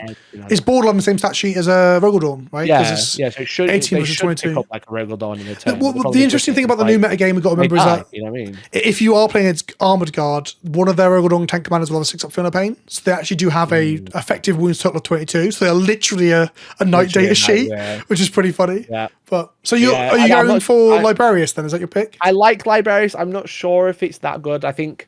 The thing is with it is whilst there's this I call it broken, but that like Blood Angels, not taking Blood Angels units and that won't last very long. To clarify for people at home, yeah, go on. Yeah, that is where you take if you take no non-codex compliant specialist units. So I think Guilliman doesn't turn it off. Is that correct? No, because he's Ultramarines and he's in the base. Yeah, so Codex compliant stuff kind of work. Oh, no, Dark Angels. No, either way, if it's Dark Angels, Space Wolves, or Blood Angels actual special unique units, you do not get access to +1 to wound on your Oath target. If you don't take the things, you do. But if you play any of their detachments and just don't take those things, you get it. So you can play the Liberator Assault Task Force. The Blood Angels detachment has very good strats, and you still get access to Assault and Assassin Marines doing ludicrous shit in melee, and you still get access to the +1 to wound for your guns with good gun strats and shit. Like because obviously they have the enhancer with the super captain getting all the sustained. That's obviously really good. Let's give him +1 to wound. All you have to do is not take Death Company, which aren't that good anyway. Yeah, no Death Company. Having access to Sangard is annoying. Yeah, but Sangard, Sanguinor, Dante, and Death Company are all pretty hot picks for things to play. Like, so losing those is super. It can be difficult, but like I think the detachment itself is just so good. With the enhancement, like speed of the Primarch and stuff, getting fight first on a captain. Yeah, but like I said, though, I assume there'll be a patch. Or a patch you'd think so. I'm surprised there wasn't one when we had the Grotmas patch at the end of like. Yeah, well, they didn't know about it, right? So this was brought to attention by Innes from the. I never pronounce his name right. That's really rude of me. It is Innes. I did it right the first time and doubted myself. Fuck. That's Innes. Lovely bloke. I really like Innes, and he's in the team. Well, he's been in the Team Scotland before, and his stat check is his content output, right? Yeah, and he is just very good. He obviously puts factions on the map that are normally considered bad. So GSC were being like regarded as one of the worst factions, and they just like dominated multiple tournaments. He signed up. He won loads of others. Yeah. He signed up to an event, and his name of his army list submission name was the FAQ answer, saying that he was allowed to do what he was doing, which is playing non-Blood Angel stuff in a Blood Angel detachment. So I just wonder if now that's happened, they might be like, actually, maybe not, but maybe it'll last. But yeah, it seemed silly to me. Because when I saw it, because obviously I did like a stream every day with each attachment, I was like, and then when the balance data came out, I was like, that ain't lasting, and it's lasted, longer than you'd expect. Yeah, maybe. I think with a big Grotmas patch where they patched pretty much everything, like all the silly stuff. They didn't patch guard that one at all. But that was like a. Yeah, but that was like a balanced data slate as well. It wasn't really like a. I think with the guard, I think they were probably expecting the codex to the codex is coming. We don't need to patch them, but the codex just seems to be buffing everything ever so slightly, except for the basilisk. But it's still like a. So you went to pick use my broken shit to fight the whatever's going to be strong in the metagame. And by the way, to be clear, I'm not saying that. I don't think that Eldar and Guard will long-term ruin the game or dominate.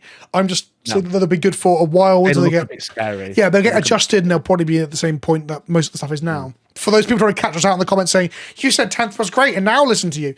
My pick though, Mikey, is not to play other dumb shit. It's to play either Guard or Eldar and just be better than my opponent. You're just like, you know what? I'll just whatever you can do, I can do because I've got the same list. Yeah, well, I'm probably going to less Scions, but then I'm like, I've got tanks that pick up other matchup stuff in an efficient way, I guess, and stuff. I don't know. Yeah. I'm of course joking. I hate playing mirror matches in any game that I play, Magic or Warhammer, because it often shows how bad I am compared to my opponent. Yikes. It's true though, right? It's embarrassing to play the mirror and get dominated. Especially playing the mirror of something that people think you're good at. If I was playing, when I play D&T mirrors in Modern or Legacy and Magic, and then I lose, I'm like, shit, the curtain, the veil has slipped. Back to Tesco for you, mate. Shelvesy stacking. yeah. Right, that's it. It's been a bit of a longer episode, I think, because I want to get for the questions. If you've enjoyed this video and you like the shit that Mikey's coming out with, you should check him out. Plug yourself. Where should people check you out? You should go to Hellsoul Wargaming on YouTube. I do meta discussion 3 days a week, and I do other shit like painting armies and stuff. You do painting videos. You do 3D printing stuff. Yeah, a bit of everything. You're not just a sweaty comp person, right? No. I don't think I'm sweaty anymore. I only played 3 events last year. You played less events than me, I reckon. I think I did, yeah. I run a lot of events. That's probably the problem. That's another point. Yeah, you are a TO. That's a good point. I am a big TO. You also you streamed Space Marine with a ring fit, didn't you? I did stream Space Marine Fit. It was awful. It was very funny to watch. Really bad, so you should watch it. It's a great video. I enjoyed it. It was good. And if you like this, please subscribe. If you listen to this in audio form, it means that I've actually uploaded the backlog to stuff. If I haven't done that, please someone remind me to do it in the comment section. Don't forget to subscribe to this. There'll be videos on this channel sporadically and a regular podcast too. And that's it. You can go now. If you got this far into the video, please comment down below Mikey's bulge. Which makes no sense because it was a conversation we had before the video. But please write the words Mike. Talk about my bulge. Mikey's bulge. Really Thanks for watching and we'll see you all soon. Bye. Bye.